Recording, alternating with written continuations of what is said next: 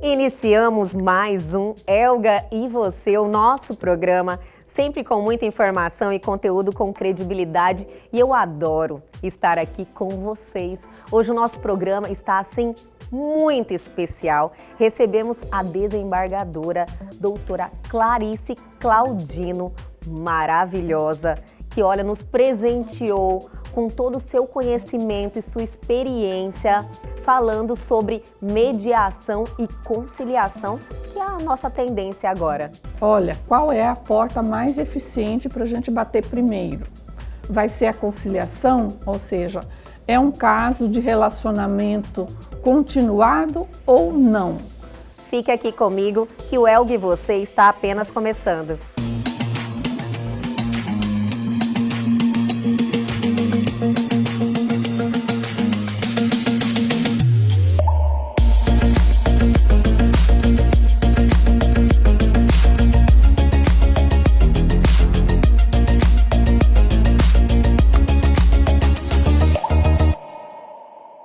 E agora, no nosso programa Elga e Você, é aquele momento que nós cuidamos do seu bolso. É o momento que recebemos ele, Bruno Perim, referência internacional e empreendedorismo com 3 best-sellers, que está toda terça-feira aqui juntinho com a gente, compartilhando seus conhecimentos. Então venha cuidar do nosso bolso, Bruno Perim.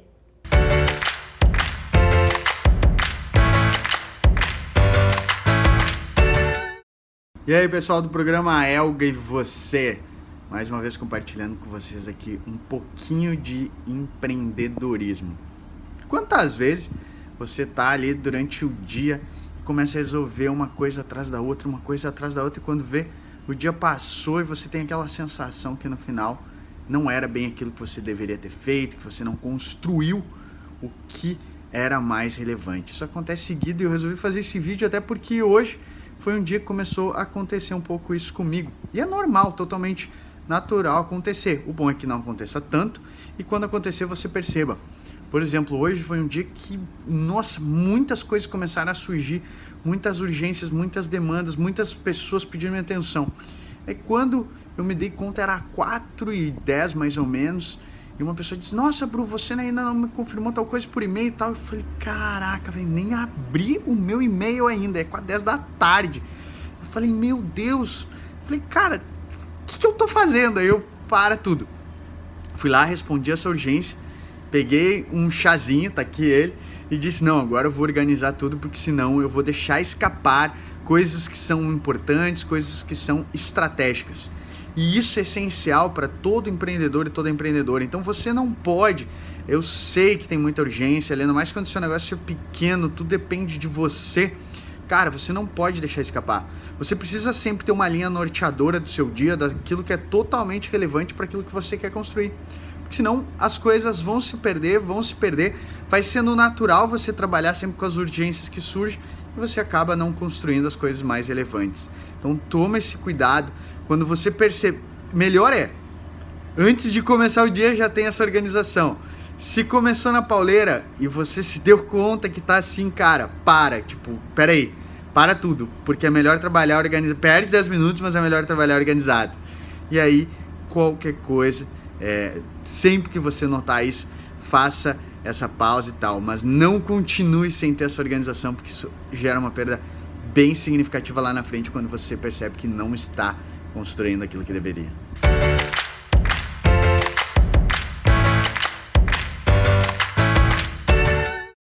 E aí, gostaram da dica do Bruno Perim de hoje? Ele simplesmente arrasa sempre e está aí todas as terças-feiras aqui no Elga e Você, cuidando do nosso bolso. Quer entrar em contato com ele? Os canais de comunicação estão aí na sua tela, mas segue o baile. Nós só estamos começando, esquentando e agora é aquele momento que deixamos vocês informados. Chegou a hora do nosso radar, do nosso quadro de notícias.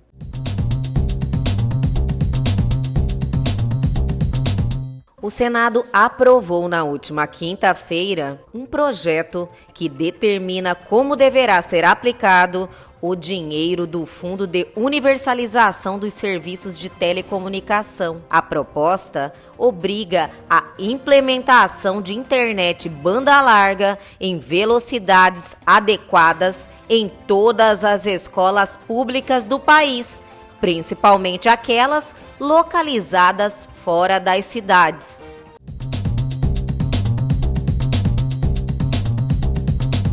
Facebook identifica 22,1 milhões de conteúdos com discurso de ódio no terceiro trimestre de 2020. Relatório de transparência da rede social indicou que a cada 10 mil visualizações de publicações em todo o mundo, 10 a 11 delas continham algum material do tipo.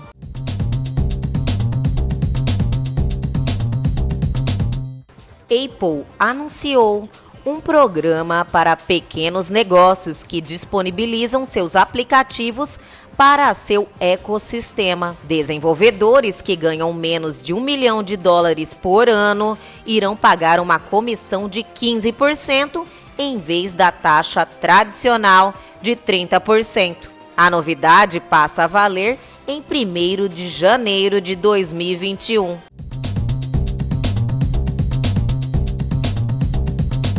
É fake. Mensagem que fala sobre o WhatsApp Gold e vídeo que pode destruir o celular. Tem circulado em grupos de WhatsApp uma mensagem que fala sobre atualização de um aplicativo chamado WhatsApp Gold e sobre um vídeo que pode destruir o aparelho celular. A mensagem diz que trata-se de um vírus e é sério, mas ela é fake.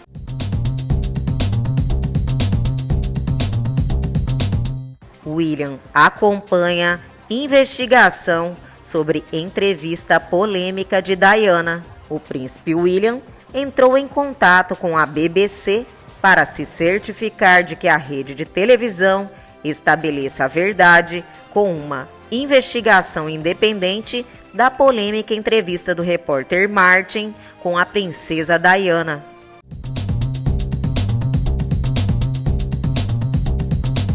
E aí já estão ligadíssimos em tudo que está acontecendo, tudo que está bombando no Brasil e no mundo, mas tem muito mais ainda. Fica aqui comigo que a gente já volta com uma entrevista sensacional. É rapidinho.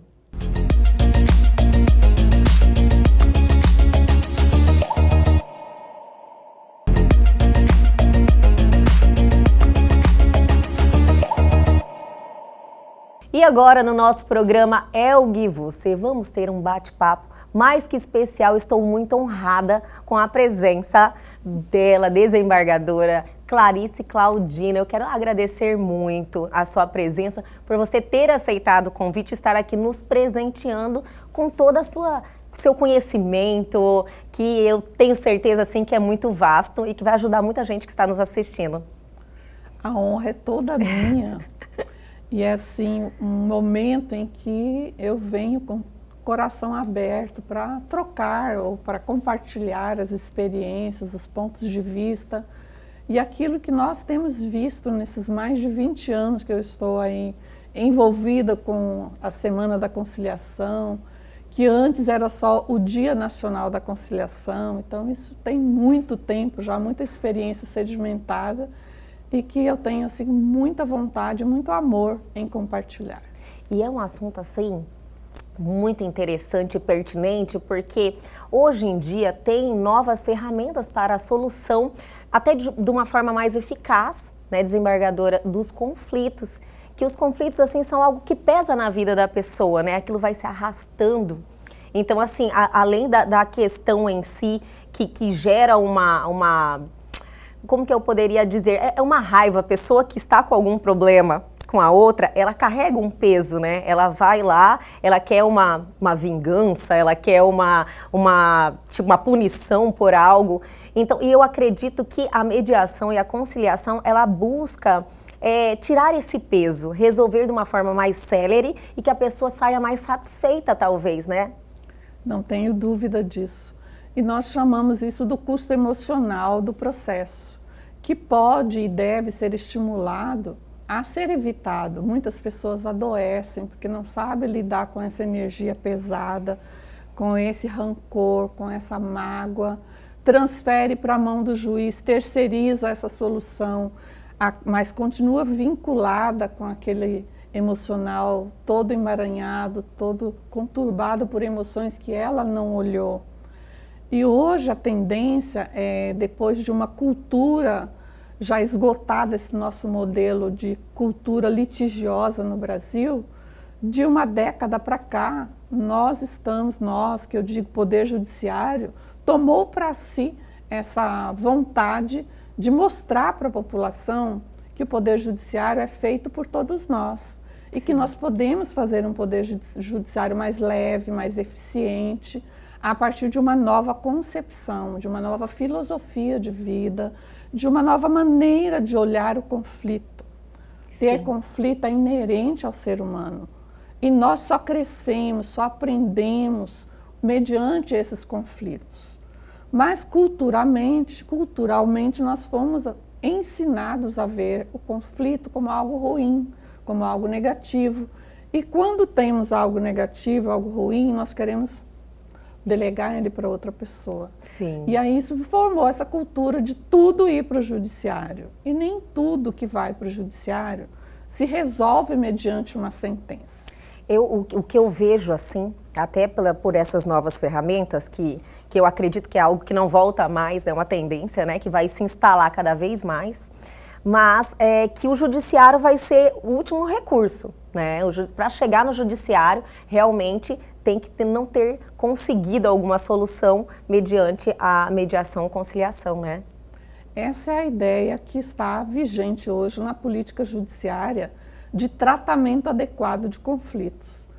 Eu faço assim uma metáfora bem singela de que como se fosse o Poder Judiciário anterior, aquele hospital de tratamento de relações entre as pessoas, de tratamento do adoecimento dessas relações, em que lá só se oferecia um remédio.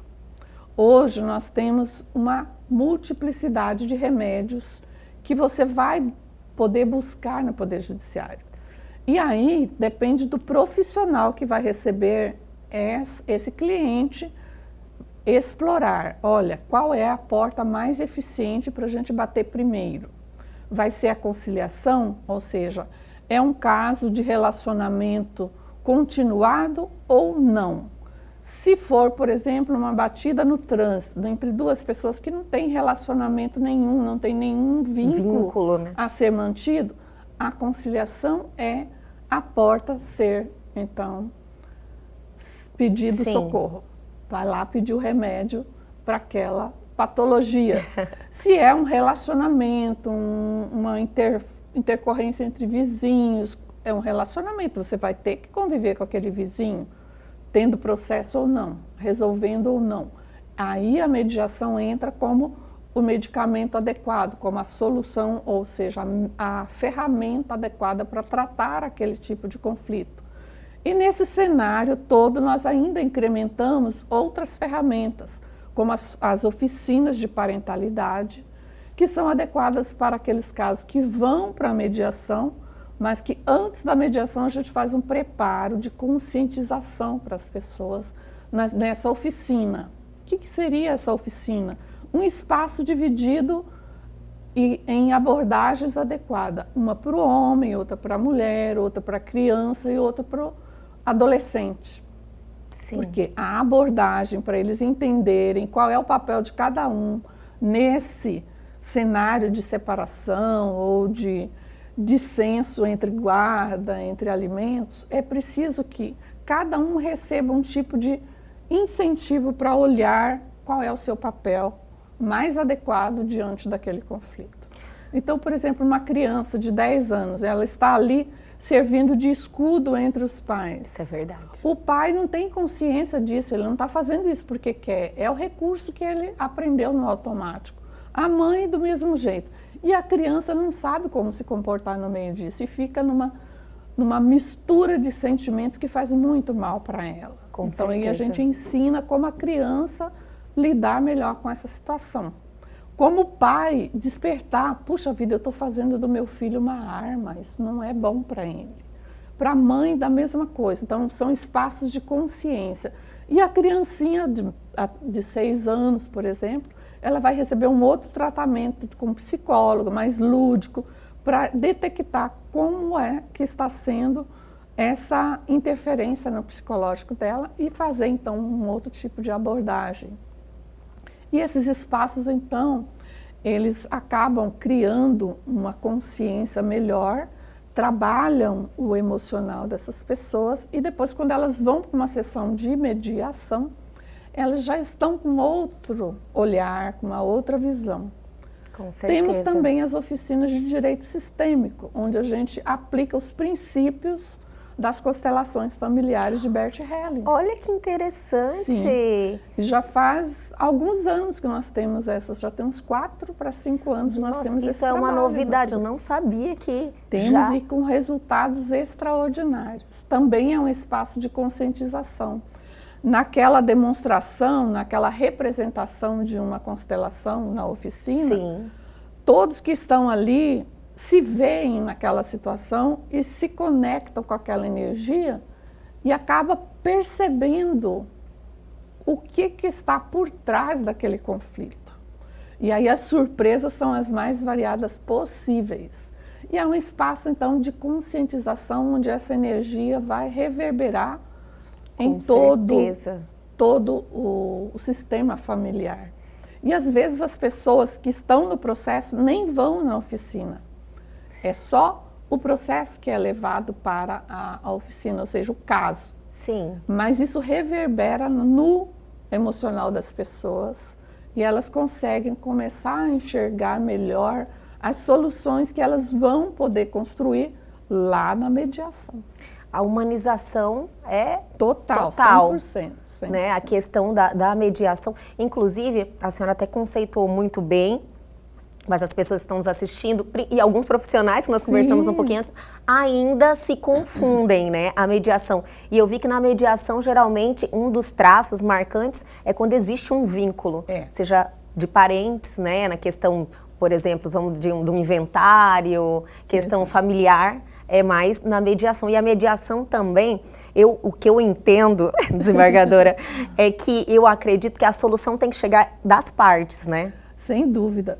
Não só na mediação, mas na conciliação também. Mas tem uma diferença básica. O conciliador tem uma postura, uma atitude.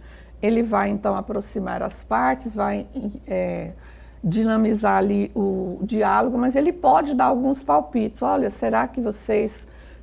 Então, ele pode dar algumas sugestões. O mediador, não. Ele tem uma série de princípios a mais para serem observados e ele vai focar nas necessidades e nos interesses das partes, para que cada um enxergue qual é a sua necessidade real. Sim. Às vezes eu estou litigando contra uma pessoa, mas não parei para pensar qual é a minha necessidade. Qual é o meu interesse real? Sim. Às vezes a raiva é tanta que obscurece a minha visão. E às vezes eu queria só um pedido de desculpas e eu estou pedindo dinheiro para ele. E eu posso até receber essa indenização, mas essa indenização não vai suprir a minha necessidade, porque eu só queria que ele reconhecesse que está errado, que me magoou e que me pedisse desculpas. Isso acontece muito. Então, às vezes, essa sede de vindita, essa sede de vingança, essa sede de tirar alguma coisa da pessoa, de punir a pessoa, é um estado de irreflexão, que não identificou a real necessidade e também o interesse real. E quando vem a sentença, por isso que não é o meio adequado à sentença. Quando vem a sentença, ela não vai atingir esse objetivo. A pessoa não fica bem. Ela não pacifica interiormente. Sim. Agora, quando ela vai para uma mediação, que o mediador vai, então, trabalhando isso para que ela enxergue qual é o verdadeiro interesse dela, qual é o verdadeiro interesse da outra parte, qual é a verdadeira necessidade dela, qual é a verdadeira necessidade da outra parte, elas podem, então, chegar a um denominador comum onde os interesses e as necessidades se conjugam de uma forma perfeita para que todas saiam com a sensação de que ganharam. Eu gosto muito de um exemplo bem simplesinho que é muito citado. Um pai estava com 2 filhos brigando por causa de uma laranja. Ele chegou, mas por que vocês estão brigando por causa da laranja? Pá, cortou a laranja no meio, deu a metade para uma, a metade para outra. E eles continuaram brigando. Continuaram brigando, porque não era aquilo que ele não perguntou o que você quer com essa laranja. Qual é a parte da laranja que te interessa? Olha, interesse e necessidade. Sim. Se ele tivesse perguntado antes, ele ia saber que um queria a casca para fazer um doce. O outro queria a polpa para fazer o suco. Não era tão simples eles se entenderem, resolverem e cada um sair dali plenamente satisfeito. Então, isso é mediação. Isso retrata é muito bem e todo mundo chega a uma verdadeira satisfação, né? E sai dali feliz. Sim. Isso que importa. Desembargadora. Pacificado interiormente. Isso que é a maravilha. Eu quero continuar o nosso papo, mas vamos segurar um pouquinho, está maravilhoso, né? Mas eu só vou chamar o intervalo, é rapidinho, a gente já volta.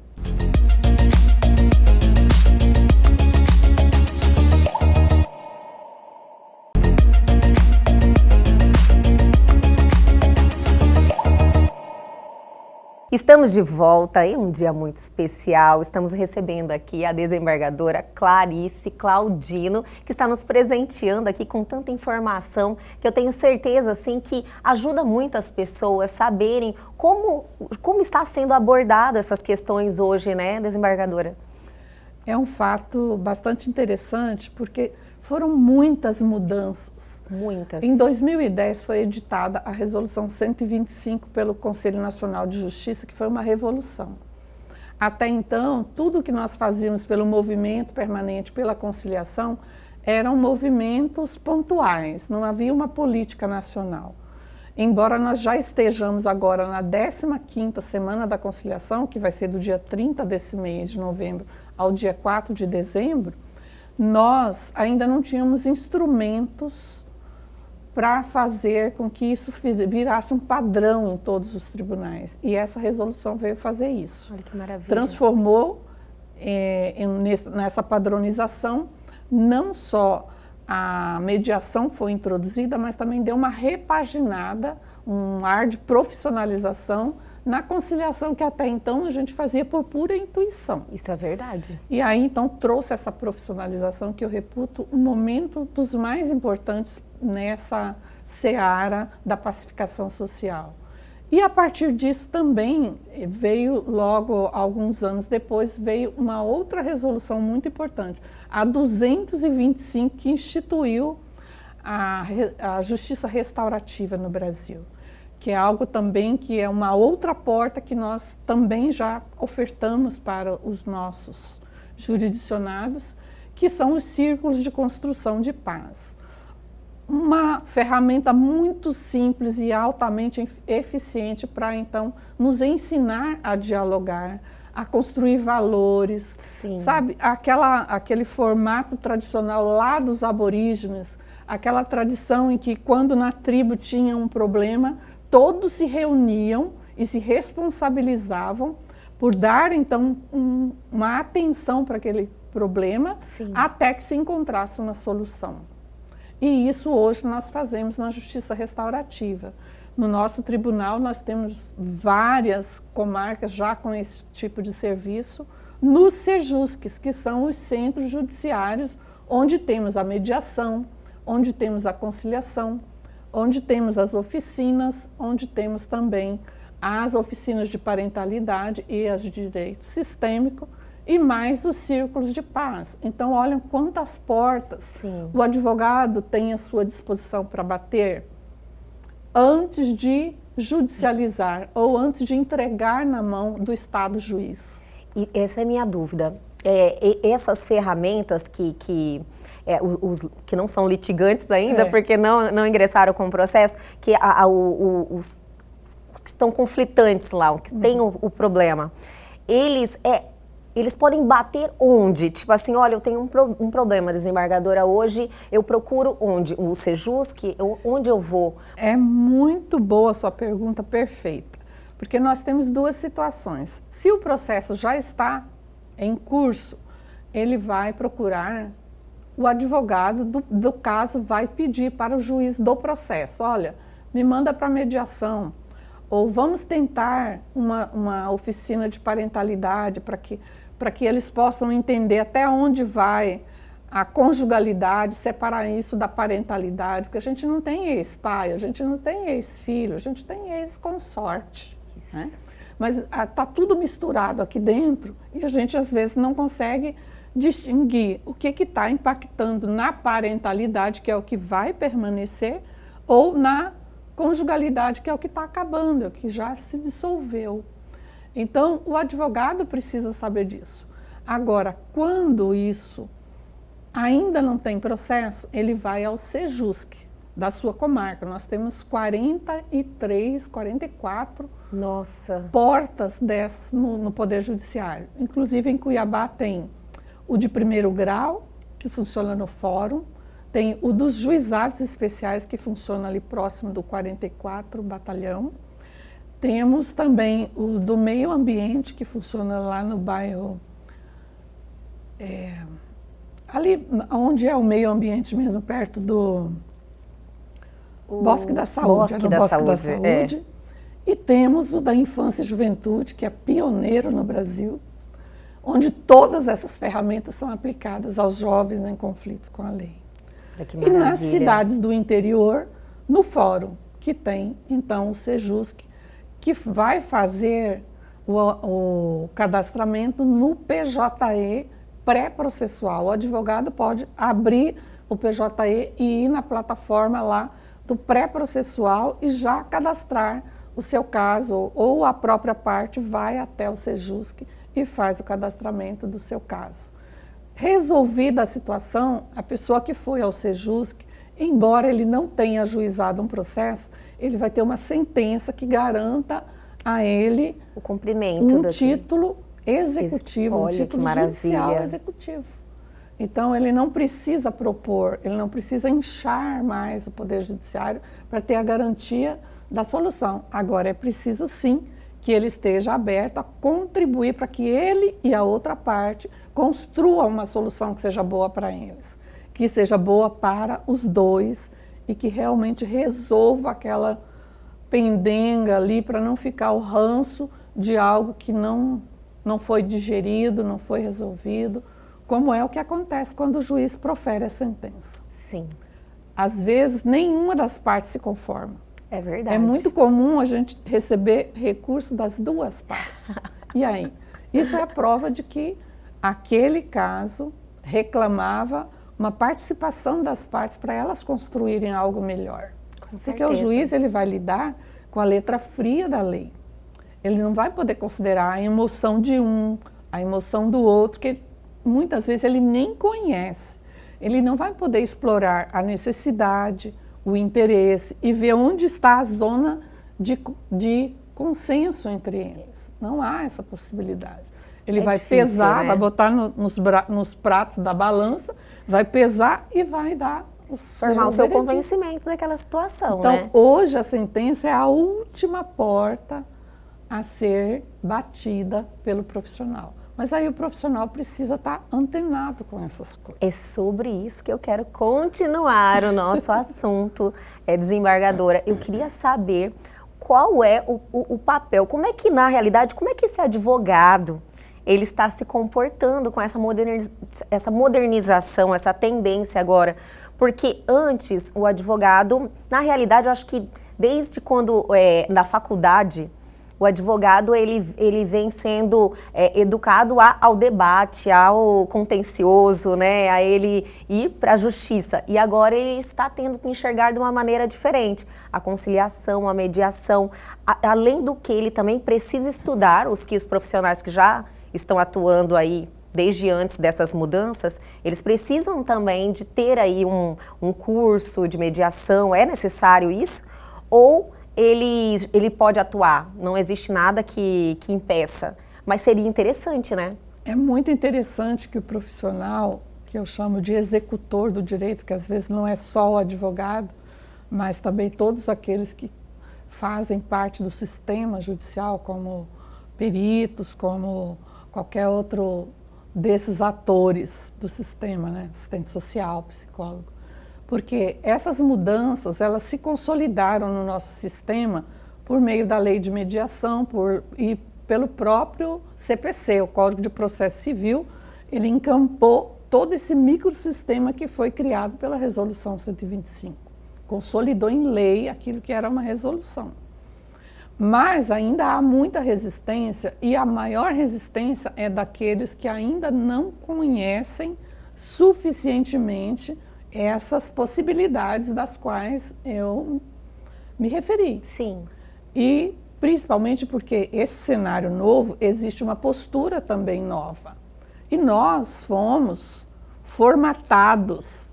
A forma da nossa faculdade era litigante. Isso. O bom advogado, quanto mais combativo, ele era mais reconhecido e melhor remunerado. Sim. Hoje é diferente. Quanto menos combativo, quanto menos litigante, quanto menos fomentador de litígio ele for, mais rápido ele vai ser reconhecido, porque a solução vem de uma forma mais rápida e mais satisfatória. E, consequentemente, os honorários conciliatórios hoje já estão na lei, então ele não perde nada. Pelo contrário, ele ganha. Ele ganha, porque aquilo que iria ser alimentado no seu escritório durante 10 anos, num embate judicial, né? Já imaginou se ele resolve em 3 meses, 6 meses, 1 mês? Às vezes, na primeira audiência, lá, na primeiro encontro, às vezes já sai com uma solução. Às vezes, sem nem precisar ajuizar. Hoje, o advogado que está bem organizado dentro desse novo cenário, ele tem parceiros. Ele tem um bom mediador ou uma câmara de mediação como parceira do seu escritório. Olha que maravilha. Ele tem um bom constelador ou um instituto que faça essa prática para também ajudar na solução dos emaranhamentos que estão por trás daquele conflito. E ele sabe também onde buscar essas outras oficinas que podem auxiliar a melhorar o padrão de consciência dos seus clientes.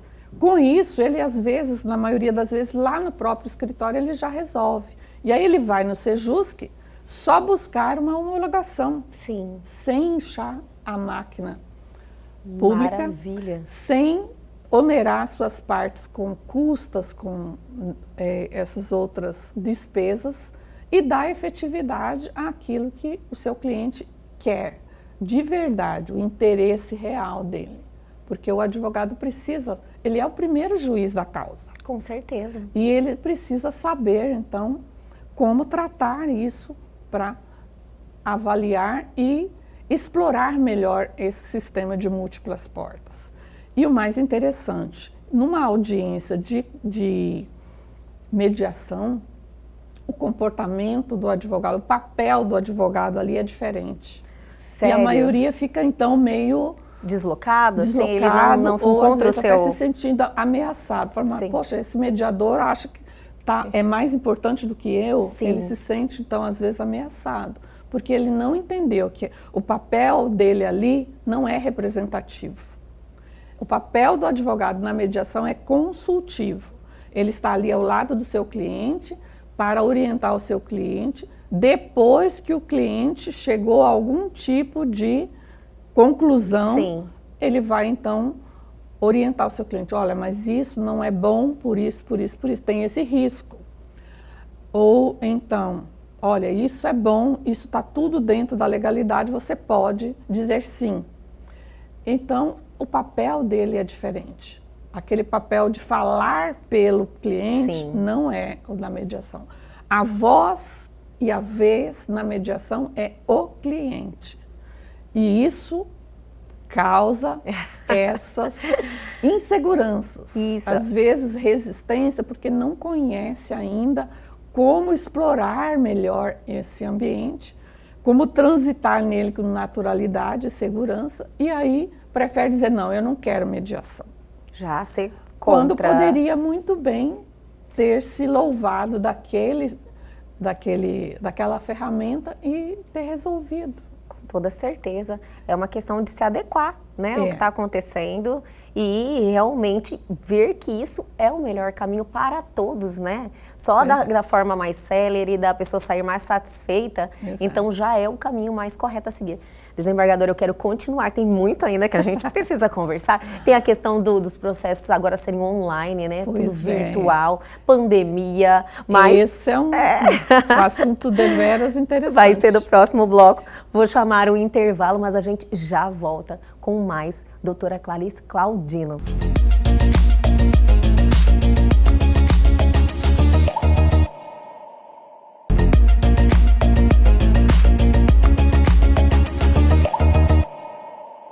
Estamos de volta, recebendo ela aqui, que está nos presenteando com toda a sua experiência, todo o seu conhecimento, a desembargadora Clarice Claudino. O bate-papo está maravilhoso, eu tenho que elogiar mais uma vez, estou adorando. Estamos aí fazendo 3 blocos, porque realmente o assunto é muito interessante. E agora? Agora, tudo virtual, audiências online, teve pandemia, como é que está esse período? A pandemia veio como tudo que vem assim, né, com essa intensidade, veio fazer uma revolução, na verdade, né? As nossas vidas, acho que não serão mais as mesmas, as nossas rotinas. Realmente é o novo normal mesmo, né? E o Poder Judiciário de Mato Grosso teve, assim, algo bastante particular. A agilidade com que a administração conseguiu disponibilizar para nós ferramentas que nos possibilitassem transformar aqueles cenários presenciais, principalmente da mediação, que é uma coisa de olho no olho, de sentimento, e transformar tudo isso em ferramenta que fosse adaptável para o cenário virtual, realmente exigiu aí... De forma efetiva, né? Exato.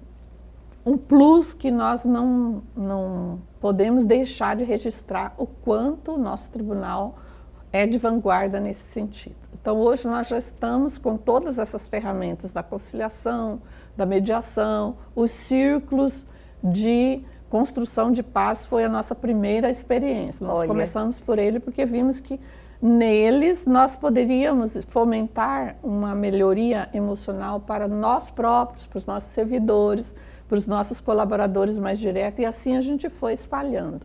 Hoje tem fila de pessoas querendo participar dos círculos virtuais. Olha que maravilha. É algo fantástico, que eu recomendo que você conheça pessoalmente. Eu vou conhecer mesmo. É maravilhoso para nós, como pessoa, como ser humano. E depois, então, vieram as conciliações e as mediações, e tudo isso agora, até mesmo as oficinas de parentalidade estão sendo feitas no ambiente virtual, que foi lançado recentemente pelo Sejusc de Rondonópolis e que já está agregado, então, em todos os nossos Sejuscs. As oficinas de direito sistêmico ainda não estão 100% operacionalizadas no online, elas estão numa outra vertente, onde nós fazemos movimentos sistêmicos para ajudar as pessoas nesse espaço, então, de conscientização e de melhoria do que está por trás daquele conflito. Que às vezes a carga ancestral é muito forte, principalmente nos inventários. Olha, é algo sui generis, a dificuldade que as pessoas têm em concluir um inventário. Às vezes algo assim que a gente pensa, meu Deus, mas por que não se resolve? Aí surge uma outra picuinha dali, isso está ligado, então, ao sistema daquela família e que precisa ser olhado. Ele não vê que, de repente, quando chegar essa solução, arrastando aí depois de muitos anos, não vai ser nem útil. Não. Né? Ou o gasto também, que aquilo ali gera. E às vezes as pessoas que começaram aquilo já nem estão mais aqui nesse plano. Sim. Às vezes já está na segunda, terceira geração e aquilo vai virando um novelo que não encontra o fio da meada. E aí vem, então, essas questões. Nas falências, nas recuperações judiciais também tem sido muito interessante o resultado das oficinas de direito sistêmico. Agora, um caso emblemático que a gente até conta num livro que vai ser lançado recentemente, que nós fomos coautoras, mostrando casos práticos de aplicação da oficina de direito sistêmico, é um caso de uma adolescente do Pomeri, em que foi feito todo esse trabalho com a metodologia das constelações e o resultado foi Olha que maravilhoso. maravilha. Era então um intrincado problema do sistema na família, em que às vezes a gente assume o papel do outro, está no lugar errado. Aquele filho que toma o lugar do pai, que quer ser maior do que o pai, ele causa um distúrbio nessa família. Ele faz, então, o que a gente chama de emaranhado. Então, cada um tem que ter o seu papel, cada um tem o seu lugar. Por isso que tem a lei número 1, que é o pertencimento. Eu tenho o direito de pertencer ao meu sistema familiar. Porém, nesse sistema familiar, eu tenho o meu lugar. Eu sou a filha número 3, eu não sou a filha número 1. Se eu tenho atitudes da filha número 1, eu estou tomando o lugar dela. E aí eu interfiro no destino dela e misturo com o meu e acaba gerando conflitos e sofrimentos. Ali vai ter então um novelo que não deixa a vida fluir. Às vezes não só a minha, mas às vezes a dele também. Você vê que o Poder Judiciário assumiu um papel, né, mexendo mesmo com o desenvolvimento pessoal da pessoa, é uma conscientização humana, né? Então usou outras ferramentas que realmente vai mudar tudo. Inclusive estava sobrecarregado, né? Verdade. O sistema judiciário estava sobrecarregado e eu acredito com essa nova forma de olhar e trabalhar esses conflitos, eu tenho certeza que em poucos anos nós vamos viver uma outra realidade. Ao longo do tempo, a tendência é essa. Embora não seja o principal objetivo diminuir estoque, mas tem diminuído. Nós já passamos dos 100 milhões de processos no Brasil. Há 10 anos atrás, nós tínhamos 106 milhões de processos no Brasil e 200 milhões de brasileiros. Se cada processo tem 2 partes, já imaginou que cada um de nós tinha, em tese, a responsabilidade por, no mínimo, 1 processo a cada 2 pessoas? Então, era uma coisa assim absurda. Em lugar nenhum do mundo tem essa estatística.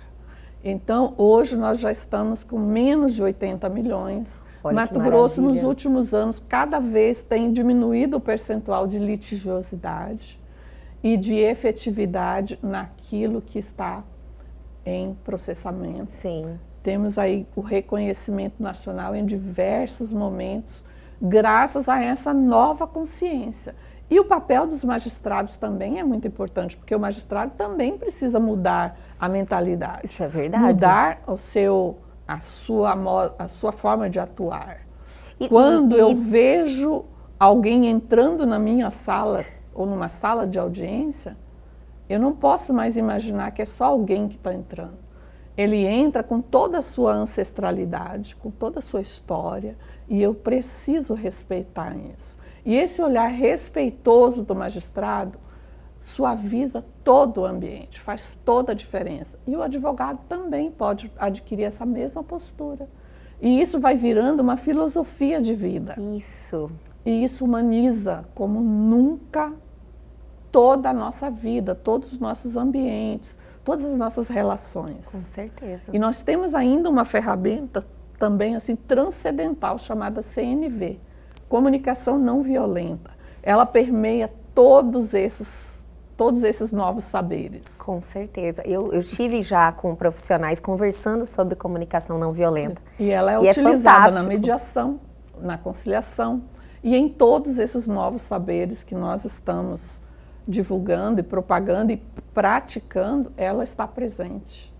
Porque primeiro eu tenho que saber que não posso julgar, criticar, rotular. O certo e o errado, essa dualidade, ela precisa ser revista como valor para mim. O que está certo para mim não necessariamente está certo para você. Sim. E eu preciso entender isso e respeitar. Se eu já olho julgando, eu já fechei essa porta. Eu já bloqueei a comunicação. Sim. E a comunicação é tudo. E aí nós voltamos ao princípio em que tudo está interligado. A comunicação está interligada com o direito, que está interligada com a humanização, que está interligada com a vida. Nós somos um corpo. Se eu machucar meu dedinho, meu corpo inteiro sente e trabalha para reorganizar meu dedinho. Sim. E assim é a vida, o universo, tudo gira no mesmo sentido, né? E isso é maravilhoso.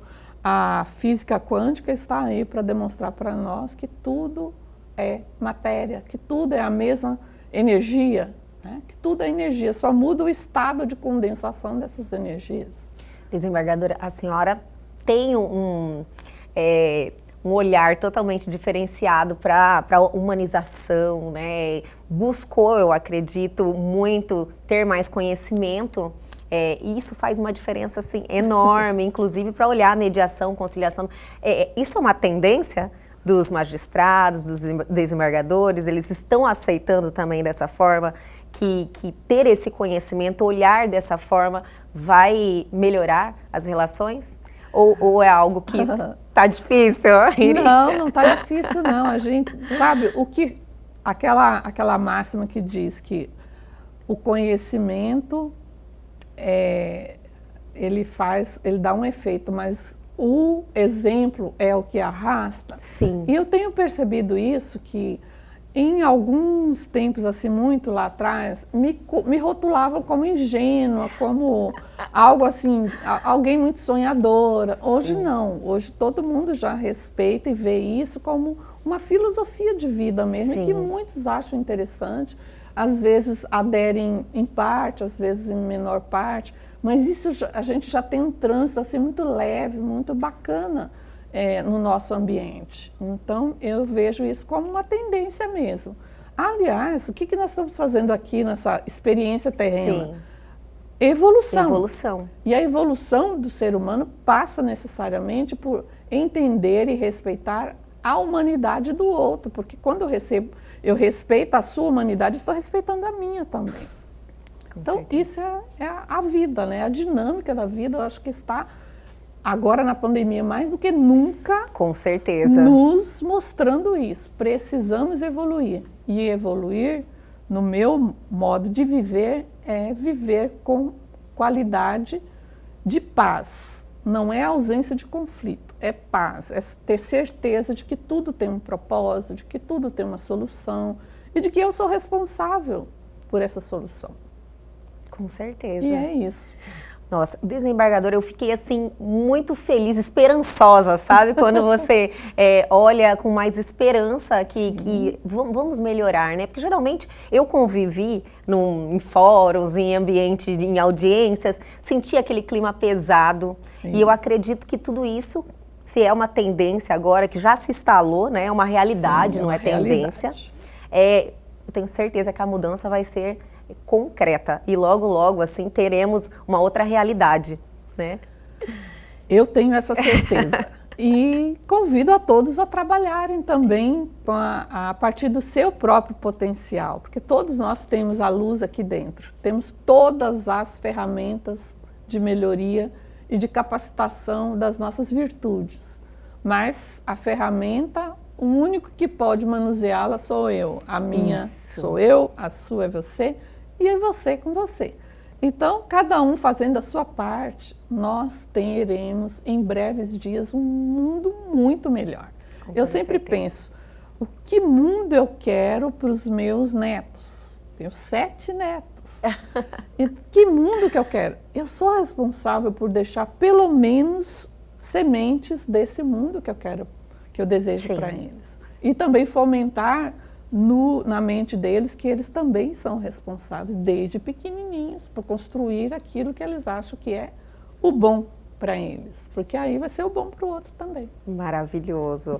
Olha, desembargadora, quero te agradecer muito a sua presença, eu me senti muito honrada, tenho certeza que todo mundo que passou aí esse tempo com a gente também, e quero te convidar para voltar novamente, nos presentear com a sua presença.